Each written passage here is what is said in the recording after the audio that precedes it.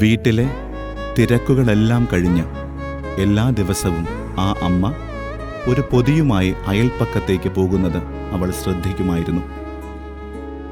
ഒരു ദിവസം അവൾ തീരുമാനിച്ചു, അമ്മ എങ്ങോട്ടാണ് ഈ പൊതിയുമായി പോകുന്നതെന്ന് കണ്ടുപിടിക്കണം.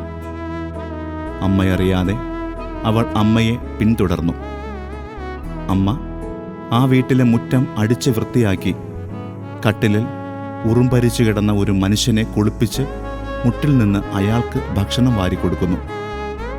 അതു കണ്ടു നിന്ന മകൾ അമ്മയുടെ അടുത്തേക്ക് ഓടിയെത്തി.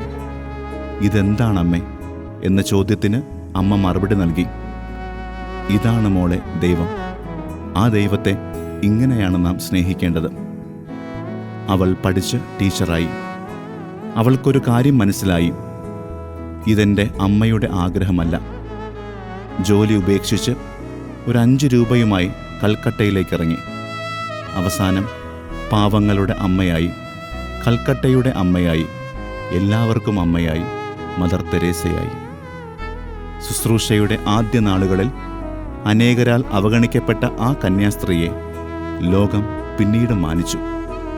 ദൈവപരിപാലനയുടെ വഴികൾ നിഗൂഢവും അജ്ഞാതവും അത്ഭുതവുമാണെന്ന് ഓരോ വിശുദ്ധരുടെയും ജീവിതം നമ്മെ പഠിപ്പിക്കുന്നു.